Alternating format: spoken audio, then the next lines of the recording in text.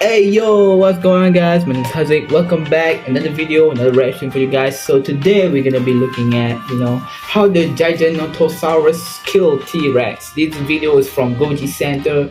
Click in the link description below if you want to see another video from Goji Center. Be showing us how the Giganotosaurus killed T-Rex. So this is a Jurassic World dominant in-depth analysis. So we're gonna see a bunch of cool detail in the video, the explanation of how this T-Rex killer is gonna be killing the king of the dinosaurs. So yeah, I hopefully you guys can watch till the end. I really appreciate it. I'm sorry if I don't upload it very recently today, because I was lazy, and yeah, there's a main reason. I'm very lazy to make a new video. But today I'm back with another video, and yeah, I'm today celebrating Ramadan Mubarak, and yeah, shout out to all the people that was happy Ramadan Mubarak to the Muslim all around the world.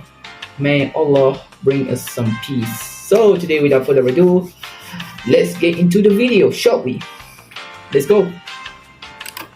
If you are a big T-Rex fan, chances are that you are pretty disappointed with the outcome between the Rex and the Giganotosaurus in the recent Jurassic World teaser. Today, we are here to explain this mess and find out why and how our beloved Rexy fell to this 50% scientifically accurate Giganotosaurus. We will discuss the terrain, physics, weapons, and strategies that led to the assassination of the most powerful meat-eater of all time. So if you're new to this channel, make sure you subscribe to not miss out on any of our future dinosaur fight content. Goji Center now presents Giganotosaurus vs. T-Rex, The Aftermath.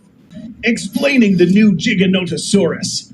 People who have followed this franchise for decades and know a thing or two about dinosaurs would have immediately identified this Giganotosaurus as not scientifically accurate. Let's take a look at a reconstruction of this beast. The first and most obvious attribute that left you confused is that weird hump that is found halfway down its spine. This hump is probably mostly built out of the spikes or small osteoderms that adorn the back of this dinosaur.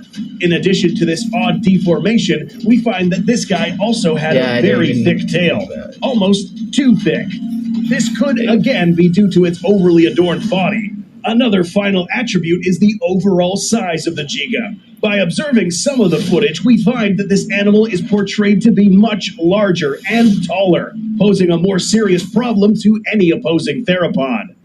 By comparing this Giganotosaurus side by side to another Giga, we find that they are quite different to what a real specimen would look like. But in the world of cinema, this doesn't seem to really matter. Its opponent also had a few differences. The new Rexy. One of the most noticed features about the new T-Rex was the fact that it was now portrayed as a feathered dinosaur. These subtle feathered features on its skin were based on recent discoveries that suggested that the T-Rex had some feathers on specific parts of its body. It is now accepted that juvenile T-Rexes were fully covered, and as they reached maturity, these would gradually disappear. Besides these outer changes to our prehistoric incarnation of the Rex, everything else remains relatively the same, which is not good if you're going up against an overpowered theropod. Up next, we will find out how it got killed. The battle.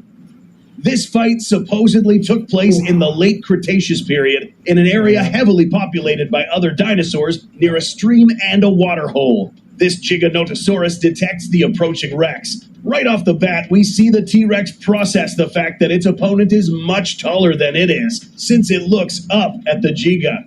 This was probably unexpected to the Rex, since they were the largest predators around. Remember that the T-Rex had one of the best, if not the best, set of sensory organs in the world. This Giganotosaurus was probably detected by the T-Rex from miles away, which brought this Rex here. These dinosaurs begin to circle each other in hopes of analyzing any possible weaknesses. At this instant, these dinosaurs now switched positions, and the Giga is the one to make the first move. It rams the T-Rex using its head and immediately tries to subdue it by leveraging its superior height. The next part of this battle will determine the outcome. Watch closely. The Giganotosaurus ignore almost it. slips inside the ditch, and by using its long tail to confirm that it is a steep fall, it will now try to position the Rex between the ditch and itself. The Giga achieves this by clamping down on the Rex's neck and swinging him around 180 degrees against the edge of this ditch. This now places the Giganotosaurus on higher ground. The T-Rex cannot retreat backwards, as it would slip and fall. What's even worse is that the Rex cannot push forward either, as it is being held from the neck in a more reared position, making it impossible for the Rex to counter this attack. Let's pause here to analyze this grip.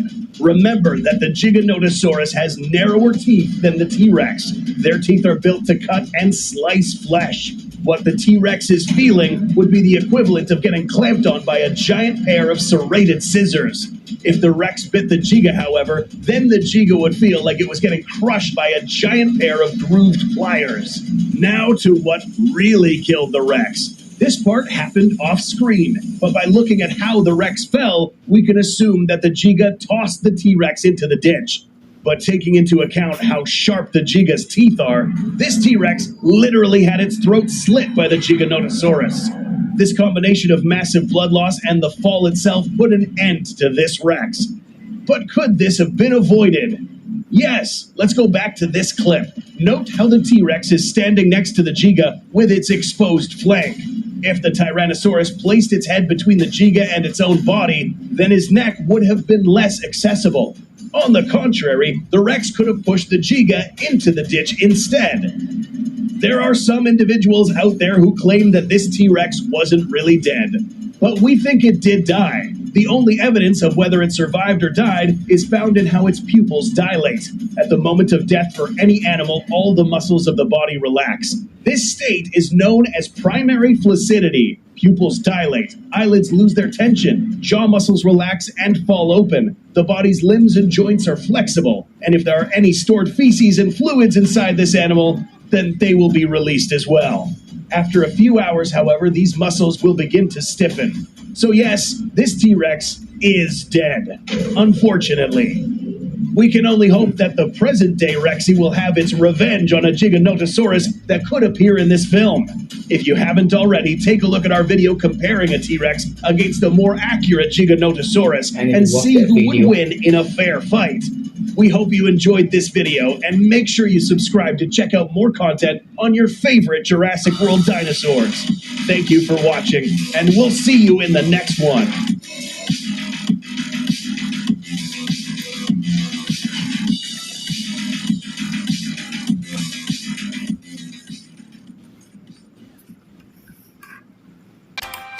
Yeah, that's it, guys. That's it to today's video. Thank you so much for watching, guys. I really appreciate it if you guys stay until the end. If you want to watch another video like this, go to the www.youtube.com/Goji Center. They have a really tons of amazing video about the monsterverse, about the dinosaur world, about the comparison to today's animals, how size comparison it will be. But yeah, I really appreciate it. Thank you so much for watching, guys. I will see you all in the next video. Goodbye.